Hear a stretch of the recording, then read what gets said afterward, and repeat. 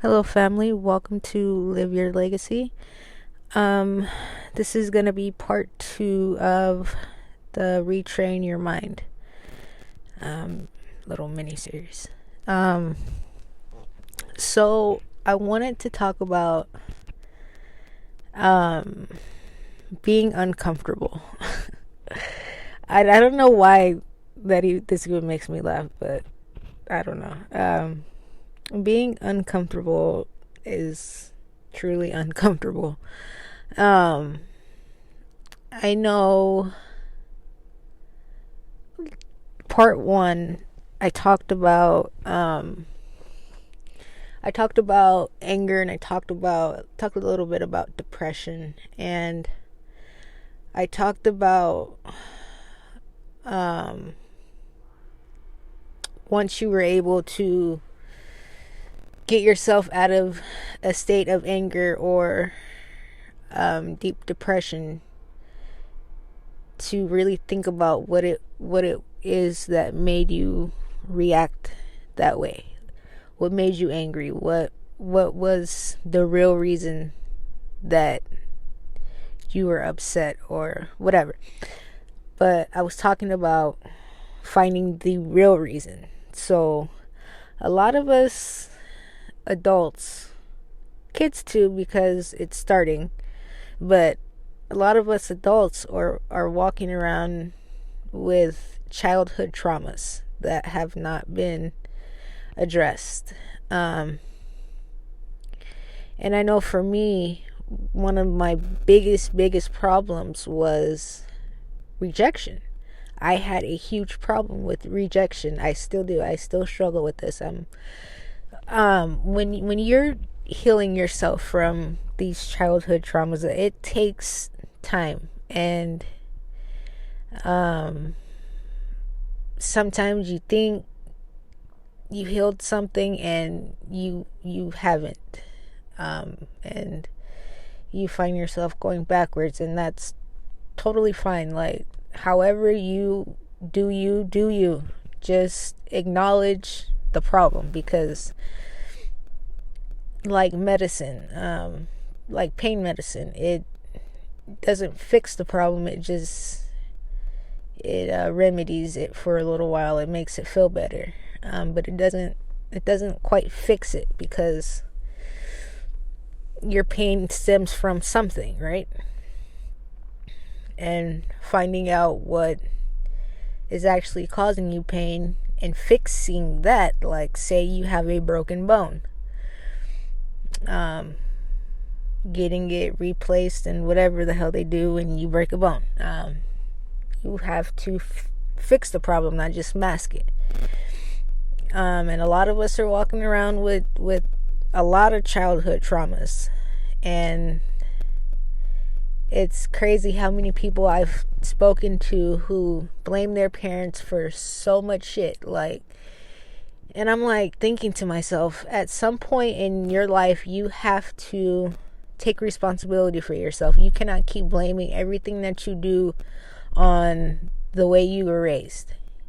I understand that, like I said, a lot of us are walking around with a lot of childhood traumas, but it's your responsibility to fix the problem.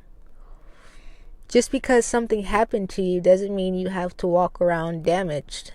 You can be fixed, but not addressing the problem and not even acknowledging that there is a problem is a problem. Okay?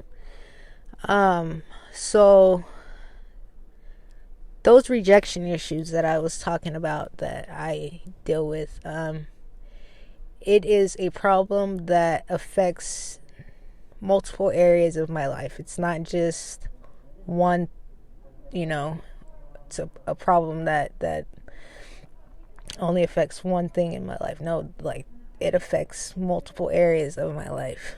And it even affects things that I didn't realize that it affected, until I really, I like to sit down and analyze things, because I know that, and maybe it's the trainer in me, I really don't know, but no, because I was doing this before I even started training. I don't know. Anyways, but I like to break things down and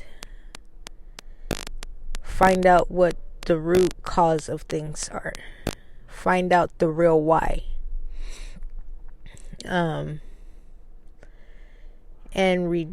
My rejection issues go pretty deep. But I know that it can be fixed. I just have to do the work, right? And even if it's just going piece by piece by piece, however you do you, like I said, do you. Just do you. Okay? Get you in an okay place. When I started my business, I mean, I'm a introvert. I just am. I am very much to myself. I spend a lot of time by myself. So for me to interact with other people, it's uncomfortable for me. It is very uncomfortable for me. Not so much anymore as it was before.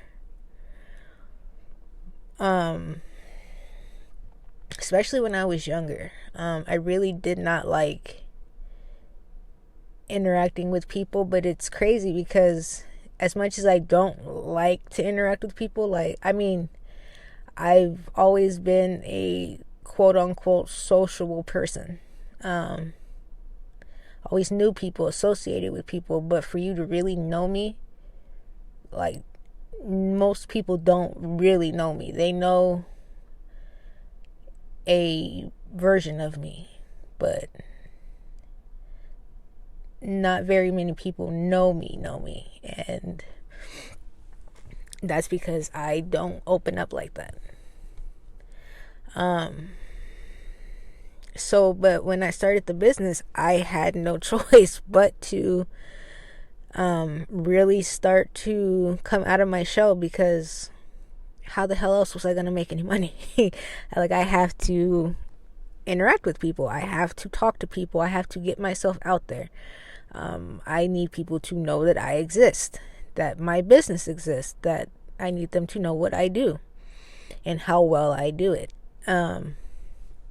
So I have to conversate with people, random people. I have to conversate with my clients. I have to communicate what I do to people.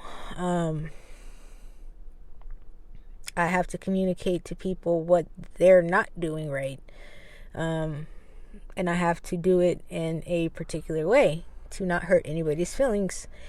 All sorts of things. But that was super uncomfortable for me, though, when I first started doing it. When I first started, just talking to people that I met out on the street, whatever. And I see them with the dog, and I have to talk to them. Even though it's about dogs, and that's one topic I can talk for hours about, but I don't like interacting with people. It makes me uncomfortable. I would prefer not to do it. But yeah, I did it, and I do it quite often now, and the more I do it, the more comfortable I get. And that's kind of the idea about getting comfortable being uncomfortable. I don't know if I will ever be comfortable talking to people, but I'm getting more comfortable being uncomfortable. And that problem that I have talking to people, that stems from my rejection issues. And I didn't even really realize it, but it does, because the reason I don't like talking to people is really, I guess, subconsciously, I'm not even really aware of it, that I feel like they don't care about what I have to say. And I don't want to, if that's the case, I don't want to be, I don't know, I don't want whatever comes with that. But I mean, it affects my romantic relationships. It affects my relationship with just people, people in my life, people I don't know, strangers. But it's something that I'm aware of, and I become more aware of the areas that particular problem affects. And to deal with it, I have to make myself uncomfortable,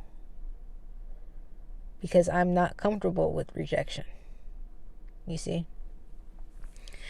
But the key with any problem is finding the root, finding the real problem, finding out why certain things make you feel certain ways, and once I really started peeling back the layers of me, that's when I discovered my actual self. Like, there's so many things I do as defense mechanisms. It's really not me or my personality, but to protect myself, I do certain things. Sometimes I self-sabotage myself, and I don't even realize that I'm doing it, because I get so stuck in survival mode when I don't need to be. And it takes time to even realize the things that you're doing, because they're so second nature sometimes that you don't even realize that you're doing it. But self-analyzing, man, it's fun to me, because I just want to be a better person. And for a long time, I didn't even, like I was saying, like, you do things and you don't realize that you're doing it. I do so many things that I didn't really realize I was doing. I was just doing them, and I didn't even know why I was doing it. I just did it. And then to ask myself why, to even be aware of, becoming aware of what I was doing, that was alone a huge step, because like I said, it becomes so second nature sometimes. And then going deeper and deeper and figuring out why the hell you even do that. I don't know, it's interesting to me, but I like things that require thinking. I love using my brain. And I just discovered something a couple weeks ago, because my brother-in-law, I thought he was super strange, because he can sleep for like 3 hours and wake up like, let's get this day started, like he's ready to go. And I'm like, how? I sleep for 3 hours and I'm gonna be cranky as hell, like. And I'm like, how does he wake up and I'm gonna be dragging ass probably? But then one day, something happened, and we had all just barely got like a couple hours of sleep, and we had to wake up super early. And me and my sister were both like, okay, we're gonna go back to bed. But he was like, he had something completely different in mind. He started asking us like questions that really required like thinking. And so we're talking, and then once the conversation was over, like, there was no way in hell I was going to bed now. Like, I'm awake. And then it dawned on me, and I was like, that's it. Like, he is constantly thinking. And he's even told me this before, that he's constantly thinking. So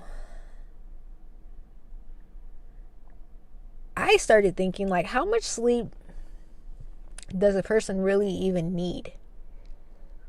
I know they say you need about, like 5 to 8 hours of sleep, whatever. But do you really need that much sleep? If you started really using your mind as much as you should be using your mind, because a lot of times it just goes on autopilot and you just start kind of moving mechanically in a way. Start doing things and you don't even you're just doing it and you don't even know why you're doing it. If you really started to use your brain as much as you should be using it, would you need as much sleep as they say you need? I really don't think so. Like, this probably, nobody probably cares about this, but it's just something that I started thinking about, and it was interesting to me that he just wakes up like that. Like, let's do it. And if I wake up and I start to really think about something, I do wake up. Like, I can't go back to sleep. Now, I don't always like it because sometimes I want to go back to sleep. A lot of times I want to go back to sleep, but I can't. Like, you know how if you wake up in the middle of the night to go to the bathroom and you're up for just a little while too long and you can't go back to sleep now because your brain started moving and you know, started thinking. So now your ass can't go back to bed. See, and that's why I hate getting up and going to the bathroom in the middle of the night. But that's neither here nor there. But if we started using our brain as much as we should be using them, I bet we wouldn't need that much sleep. I'm going to test this theory out, guys. And I'll get back to you with the results. Anyways, I'm going to leave it. I'm going to leave it here, and I will get back with you guys soon. Peace.